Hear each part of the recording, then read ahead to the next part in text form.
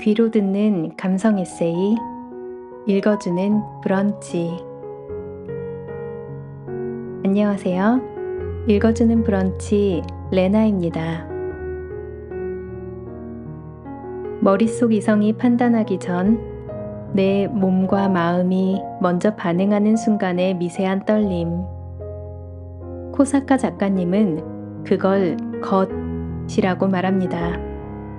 읽고 일하고 만나고 쉬고 다시 걷고 말하고 듣고 생각하는 반복되는 일상 속에 숨어 있는 감각들.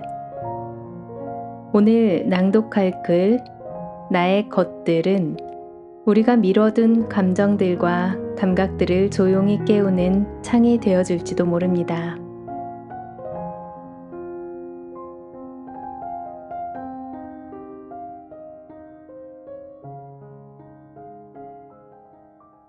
만난다는 것.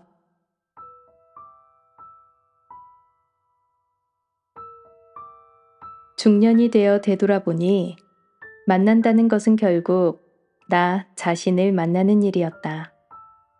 사람이 가족이든 친구든 연인이든 어떤 형태로 관계를 맺든 간에 그 만남 뒤에는 언제나 나 자신이 숨겨져 있다.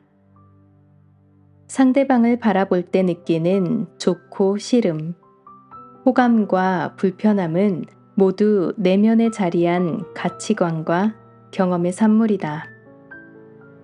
상대에게서 특정 행동이나 말투, 태도 등에 반응하는 순간 사실 우리는 그 사람을 통해 나의 기호와 편견을 마주한다.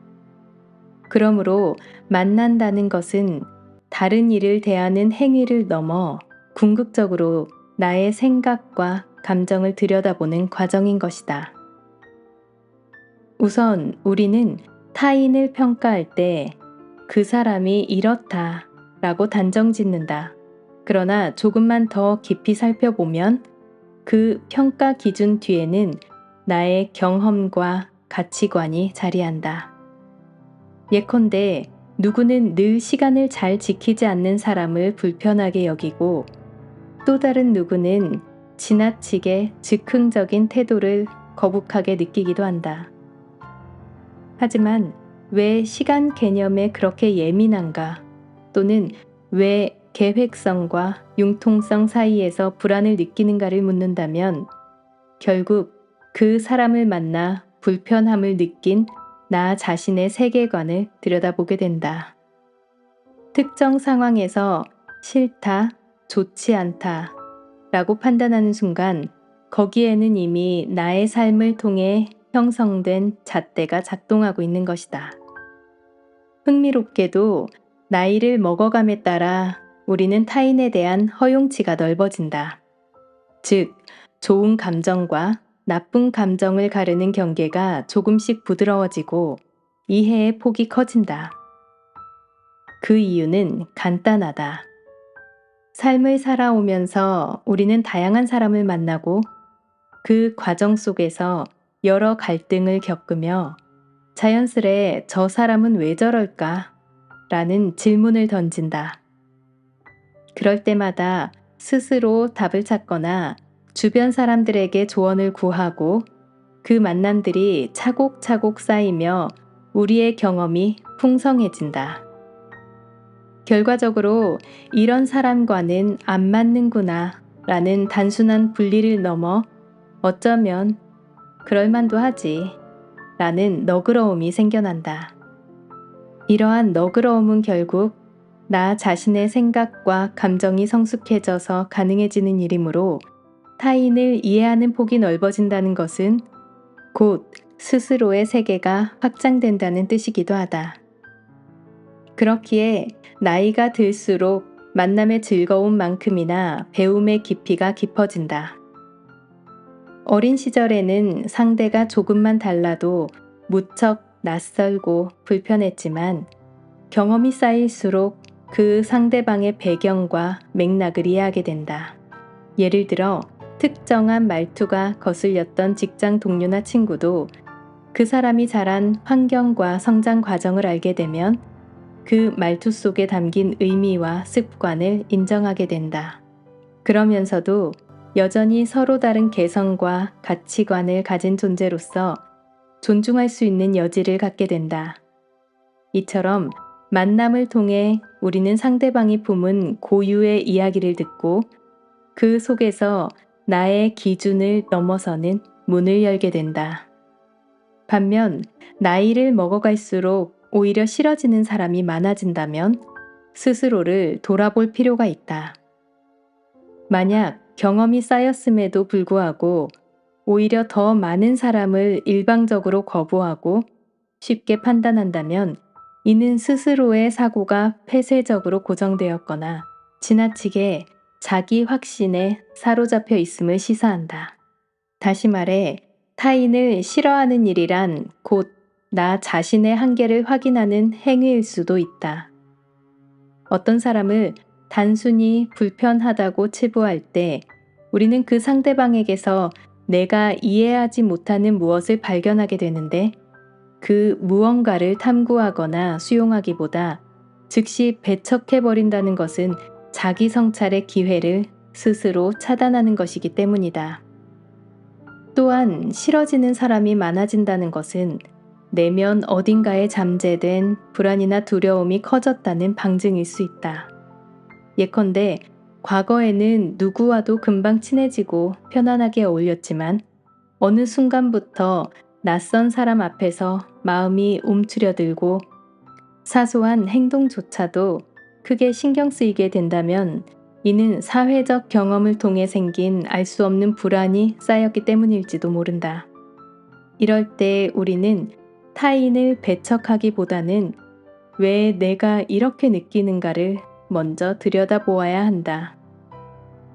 나이가 들었다고 해서 무조건 이해의 폭이 넓어지는 것이 아니라 때로는 과거의 상처나 부정적 경험들이 쌓이며 오히려 더 경직된 시선을 낳을 수도 있기 때문이다. 만남이라는 행위는 결국 타인과 나 자신이 서로 비춰지는 거울과 같다. 내가 만나는 사람의 말과 행동, 심지어 표정까지도 모두 나의 감정과 가치관이 투영된 결과다. 이 사실을 깨달을 때 우리는 다음과 같은 질문을 스스로에게 던질 수 있다. 내가 왜 이 사람에게서 불편함을 느끼는가?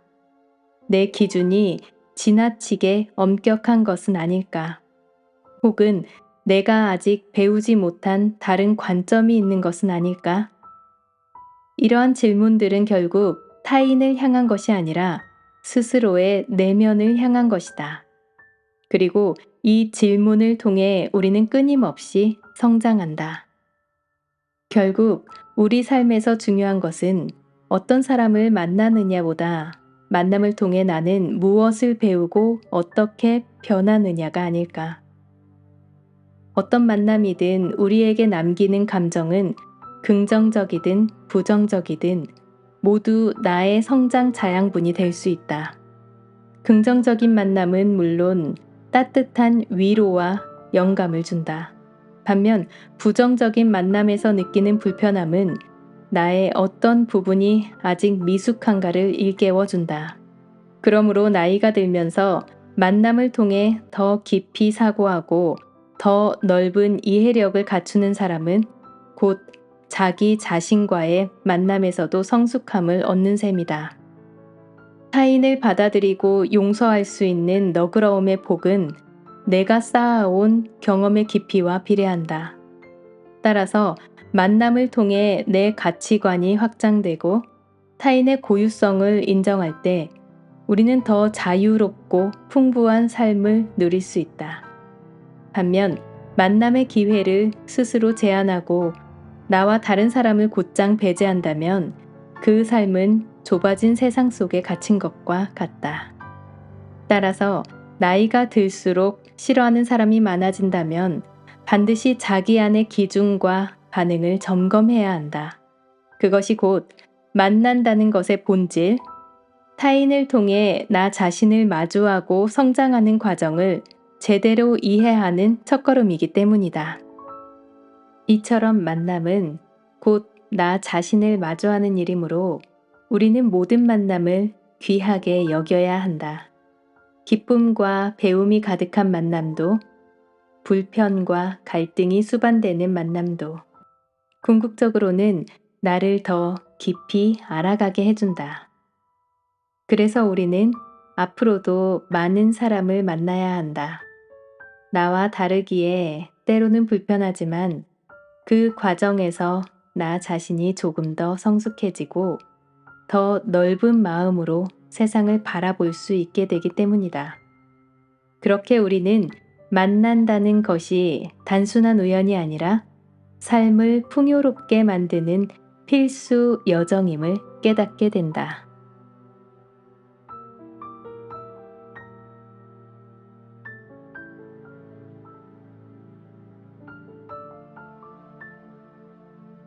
듣는다는 것.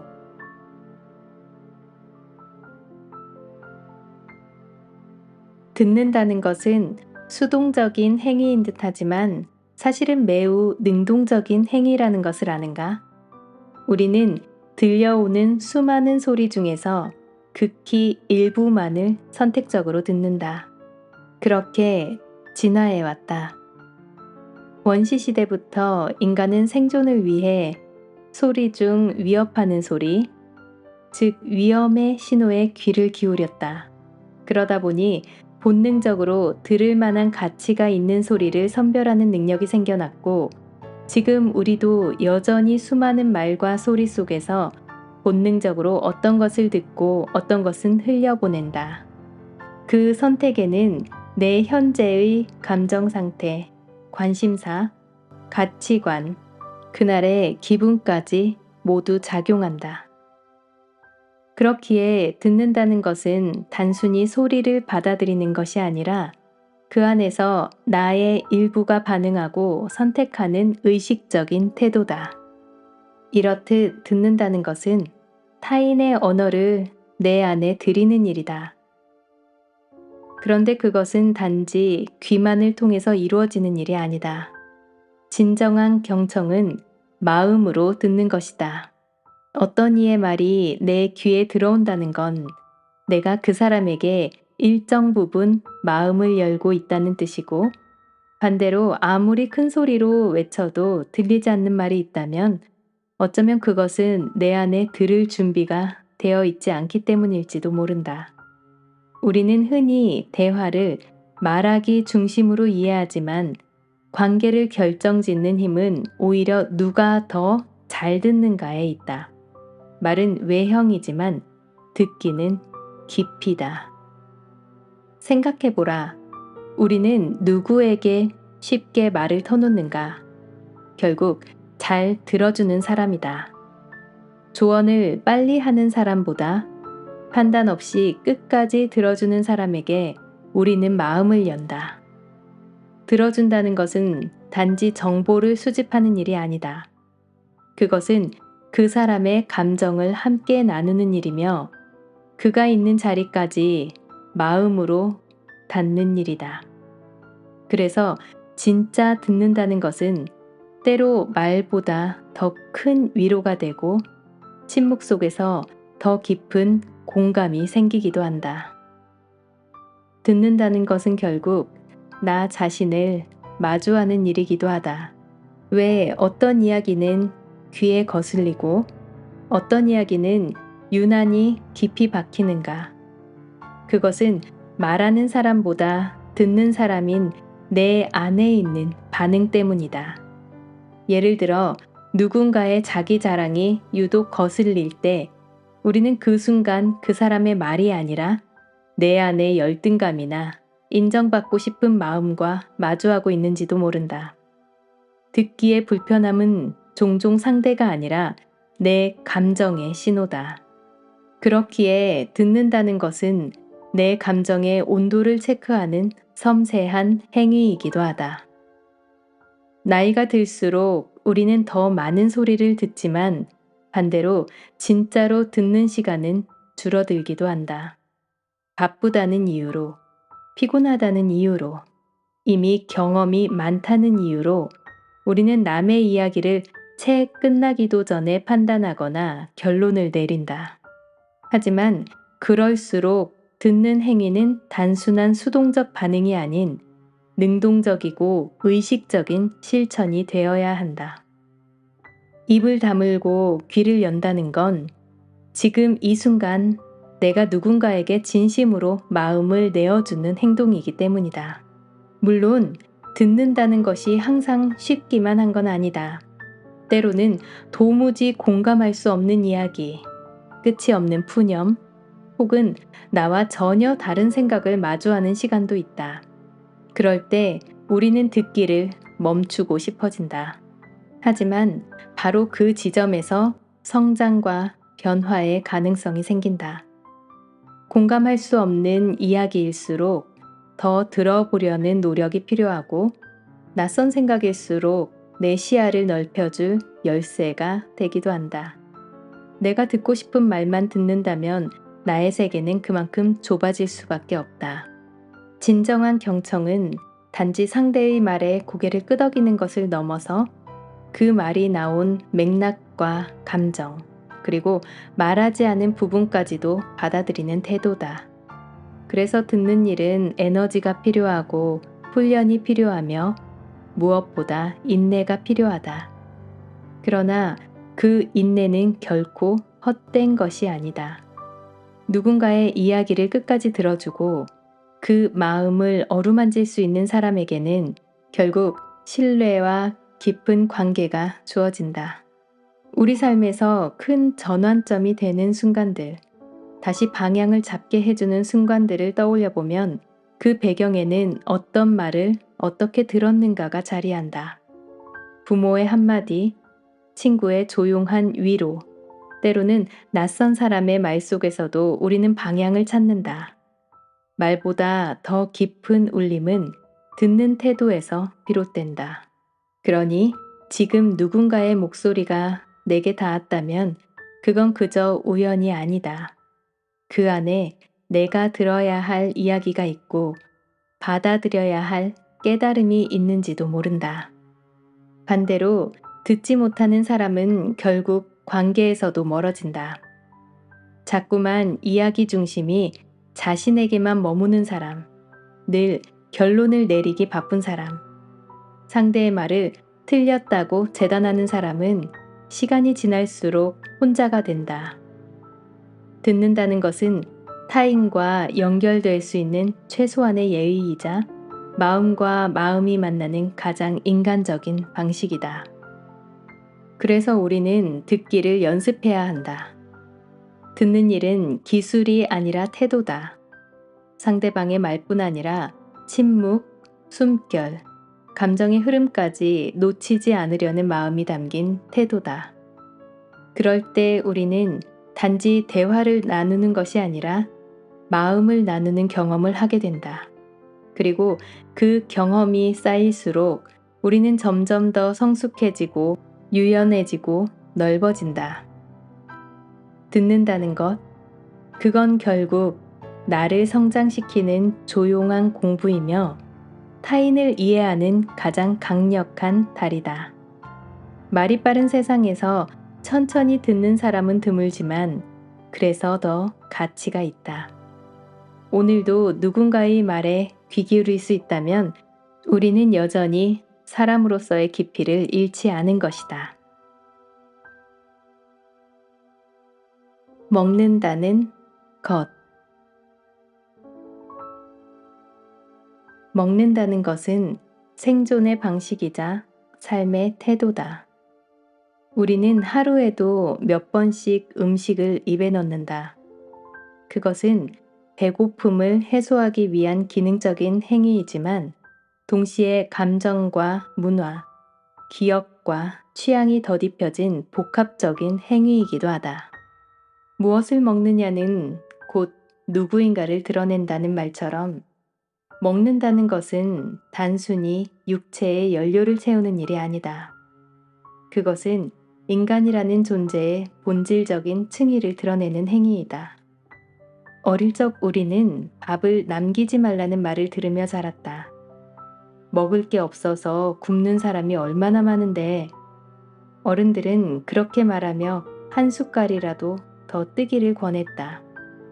그 말에는 단순한 절약 정신만이 아니라 음식을 대하는 태도에 대한 윤리적 기준이 담겨 있었다. 당시에는 그 말의 깊이를 몰랐지만 시간이 지나고 나이가 들수록 그 말이 단순히 먹는 것에 대한 언급이 아니었다는 사실을 깨닫는다. 그것은 삶에 대한 태도였다. 낭비하지 말고 감사하며 받아들일 줄 알라는. 먹는다는 것은 또한 관계를 만든다. 혼자 먹는 밥이 아무리 맛있어도 누군가와 함께 먹는 밥에는 미치지 못하는 이유가 여기에 있다. 식사는 대화의 장이 되고 마음을 전하는 매개가 된다. 어머니가 건네는 국 한 그릇, 연인이 함께 나누는 디저트, 친구와 마주 앉은 삼겹살집의 불판. 이 모든 것은 단순한 칼로리의 집합이 아니라 관계의 기억이다. 그래서 누군가에게 밥 한 번 먹자는 말은 함께 시간을 나누자는 다른 방식의 표현이며 인간관계의 시작이기도 하다. 철학자 에피쿠로스는 쾌락은 선이다 라고 말하면서도 가장 단순한 식사를 최고의 즐거움으로 여겼다. 그는 물과 보리빵만으로도 삶의 기쁨을 충분히 누릴 수 있다고 믿었다. 현대인의 식탁은 훨씬 더 풍요롭고 복잡해졌지만 그 본질은 여전히 같다. 음식을 먹는 행위는 단순한 쾌락의 소비가 아니라 존재의 감각을 확인하는 시간이다. 혀 끝에 맴도는 단맛, 씹을 때의 식감, 목을 타고 내려가는 온기까지. 우리는 그것을 통해 이 세계에 존재하고 있음을 느낀다. 먹는다는 것은 기억을 불러오는 강력한 자극이기도 하다. 어느 날 무심코 입에 넣은 반찬 하나가 오래전에 돌아가신 할머니의 손맛을 소환하는 순간처럼 음식은 시간을 거슬러 감정을 불러오고 공간을 초월해 과거로 데려간다. 김치찌개 냄새가 나면 어느새 엄마의 부엌이 떠오르고 학교 앞 떡볶이 냄새는 사춘기의 어설픈 설렘을 불러온다. 우리는 음식을 통해 과거를 기억하고 다시 현재를 살아낸다. 또한 먹는다는 것은 자기 자신과의 관계를 되짚는 일이다. 오늘 내가 무엇을 먹는가를 보면 내가 어떤 상태인지 알 수 있다.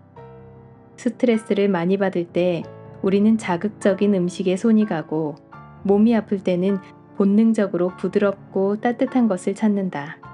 심지어 입맛이 없다는 것은 감정의 이상 신호일 수 있다. 그러니까 먹는다는 것은 단순히 음식과 나의 접촉이 아니라 나 자신을 바라보는 하나의 방식이다. 나는 나를 어떻게 돌보고 있는가? 나는 내 삶에 얼마나 관심을 기울이고 있는가? 내 입에 들어가는 한 입의 음식은 그런 질문들을 조용히 던져준다. 읽는다는 것이 타인의 생각을 나에게 드리는 행위라면 먹는다는 것은 세상을 나의 몸으로 끌어들이는 과정이다. 우리는 책을 읽으며 사유하고 말을 하며 관계를 짓고 음식을 먹으며 세계를 내면화한다. 그래서 먹는다는 것은 가장 일상적인 행위임에도 불구하고 가장 철학적인 행위이기도 하다. 최근에는 비건이나 로컬 푸드 같은 단어들이 우리의 식생활에 자주 등장한다. 단지 유행이기 때문이 아니라 먹는 행위가 세계와 어떤 관계를 맺는지 자각하게 된 사람들이 늘어났기 때문이다. 내가 먹는 한 끼의 음식이 어떤 경로를 거쳐왔는지, 그것이 누군가에게 어떤 영향을 미쳤는지, 그 식탁 위에 어떤 윤리가 놓여 있는지를 고민하는 시대가 되었다. 먹는다는 것은 곧 책임지는 것이다. 나의 선택이 자연에, 사회에, 타인에게 어떤 파장을 미치는지 알고 받아들이는 것이다. 당신이 먹는 것이 곧 당신이다. 미셸 푸코는 몸을 통해 권력과 윤리를 말했지만 그보다 훨씬 이전부터 사람들은 먹는다는 행위를 통해 자신을 구성해왔다. 고기를 먹지 않는 사람, 슬로우 푸드를 지향하는 사람, 바쁜 일상 속에서 컵라면으로 끼니를 때우는 사람, 모두 저마다의 방식으로 자신을 먹이고 살아간다. 먹는다는 것은 결국 살아간다는 것이다. 입에 넣고 씹고 삼키는 단순한 일련의 과정 속에 얼마나 많은 감정과 사유, 사회와 윤리가 녹아있는지 생각해보면 우리는 매 끼니를 조금 더 다르게 대해야 된다. 어쩌면 우리가 하루 세 끼를 반복하며 지루하다고 여겼던 그 식사의 시간은 사실 가장 근본적이고도 깊이 있는 인간적인 시간일지도 모른다. 그리고 그 시간들이 쌓여 오늘의 나, 이 세계의 우리가 되는 것이다.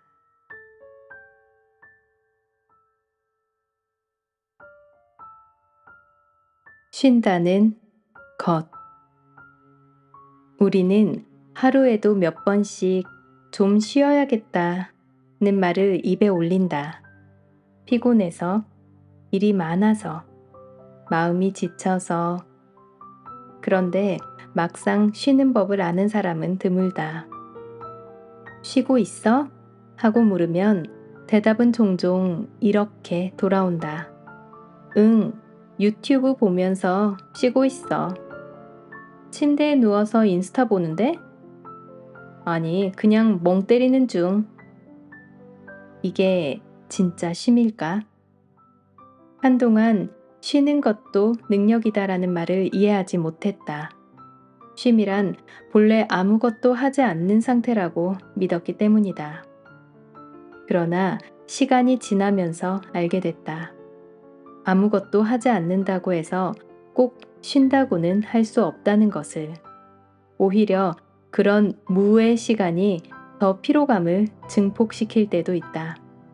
정신없이 스크롤을 내리다 보면 눈은 아프고 머리는 어지럽고 마음은 더 허해진다. 그러고 나서 아무것도 안 했는데 벌써 저녁이야 라는 말을 하게 된다. 아무것도 하지 않았는데 왜 이렇게 피곤한 걸까? 쉰다는 것은 단지 활동을 멈추는 것이 아니다. 방향을 틀고 속도를 낮추고 다시 숨을 고르는 것이다. 숨이 차오를 때 잠시 멈추어야 달릴 힘이 생긴다.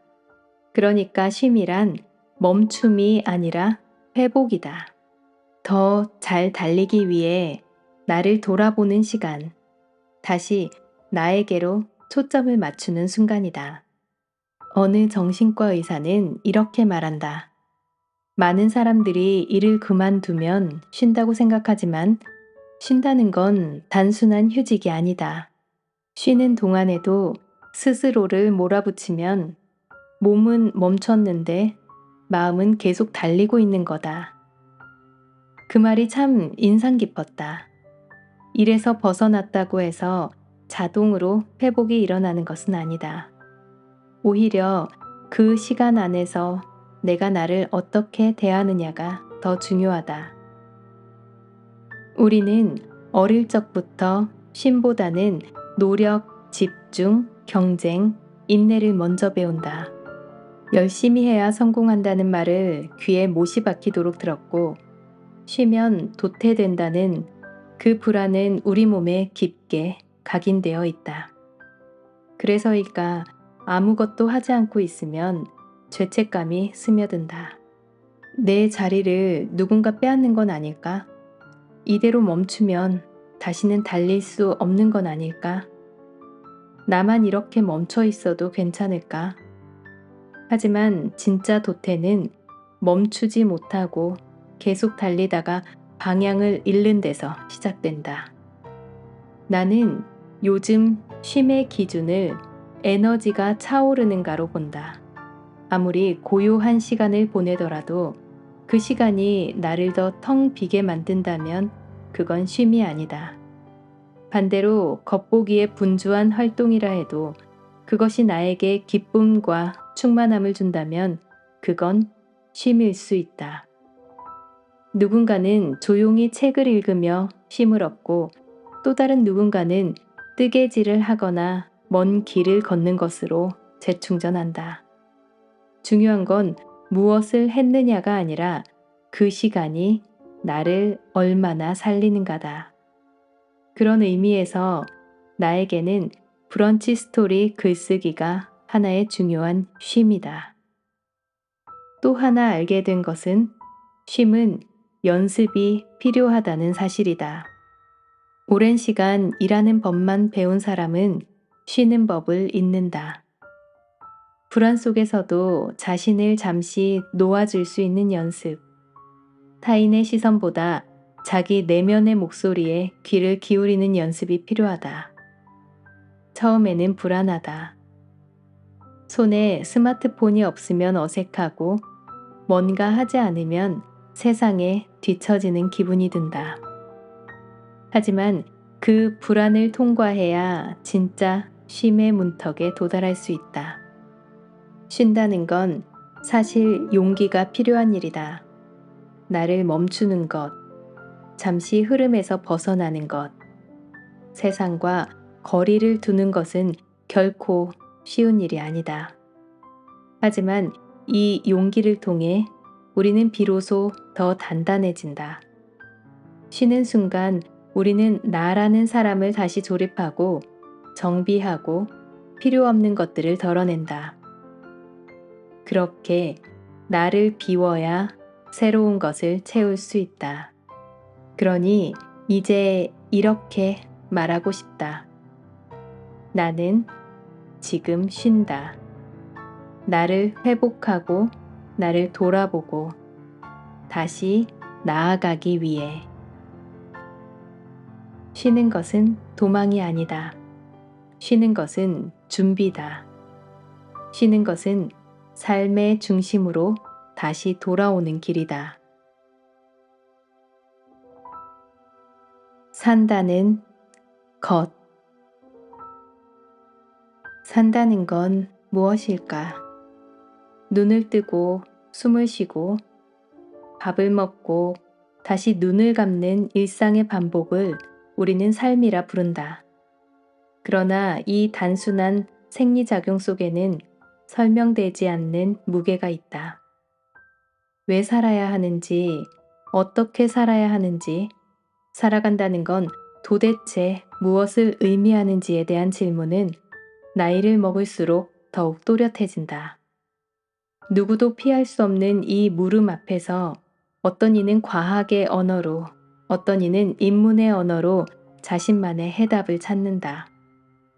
나는 과학과 철학, 생물학과 윤리를 넘나들며 산다는 것의 의미를 고찰해온 두 사람.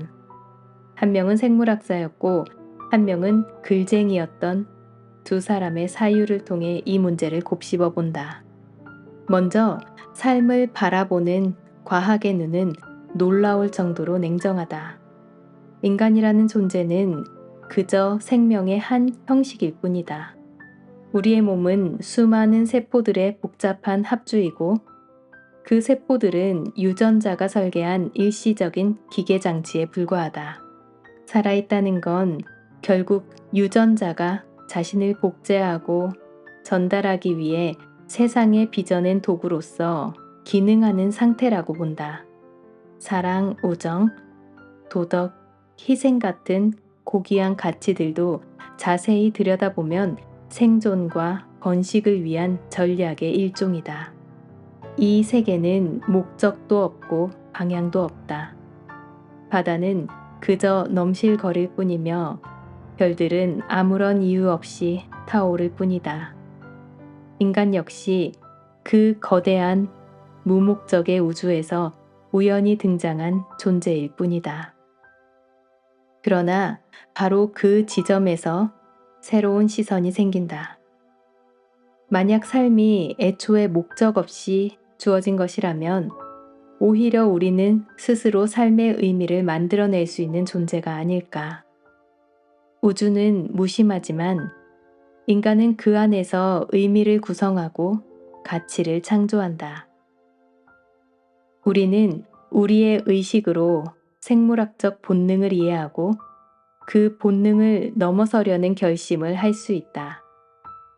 단순히 유전자의 지시에 따라 움직이는 것이 아니라 왜 그래야 하는지를 묻고 때로는 그 흐름을 거슬러 행동한다.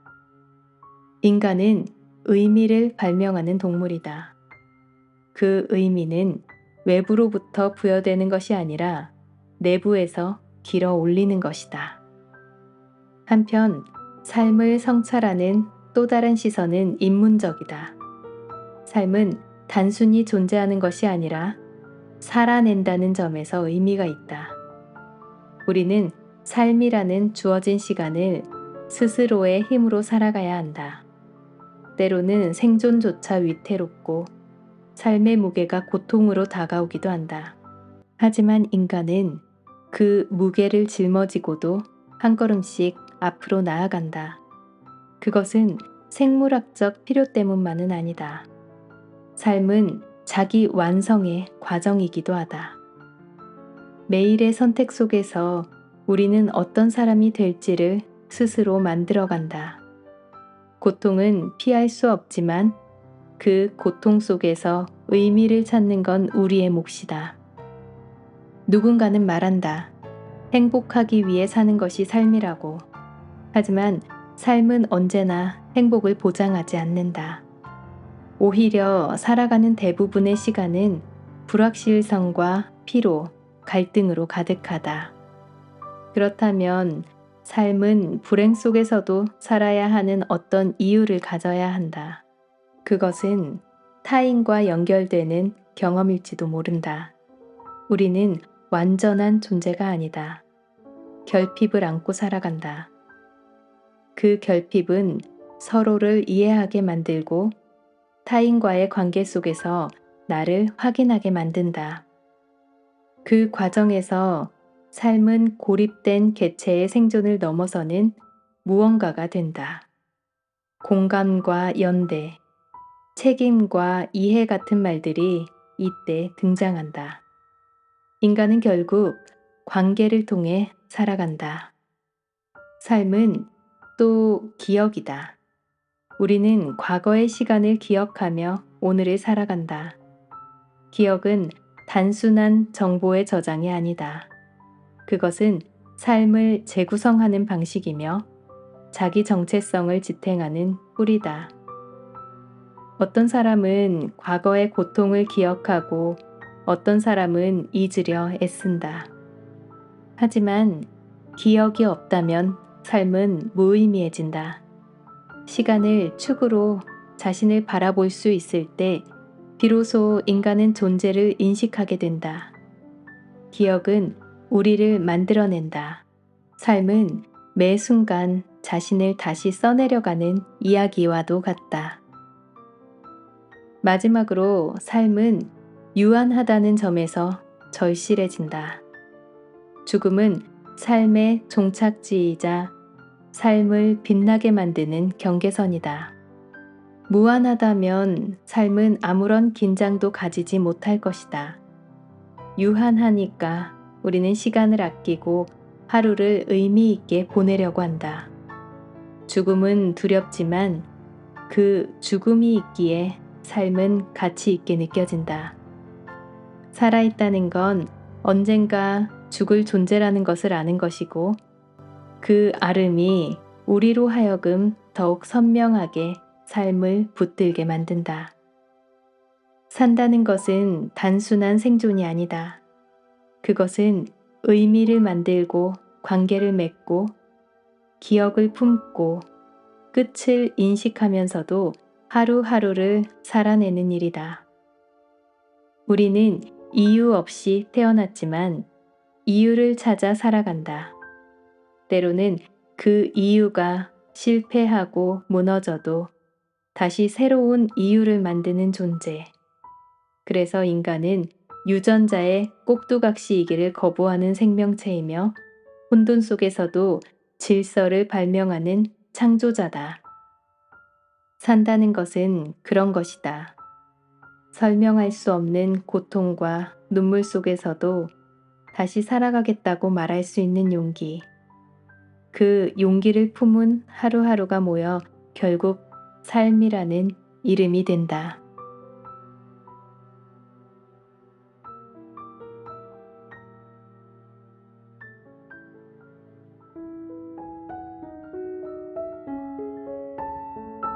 때로는 말보다 먼저 반응하는 감각들, 잊고 지낸 내면의 속삭임에 오늘 이 시간이 작은 창이 되어 주었기를 바라는 마음입니다. 이 낭독은 코사카 작가님의 허락을 받고 제작되었습니다. 작가님의 더 깊은 이야기들은 브런치 스토리 코사카 작가님의 페이지에서 만나보실 수 있습니다. 당신의 하루 끝에 조용히 머물다 갑니다. 읽어주는 브런치였습니다.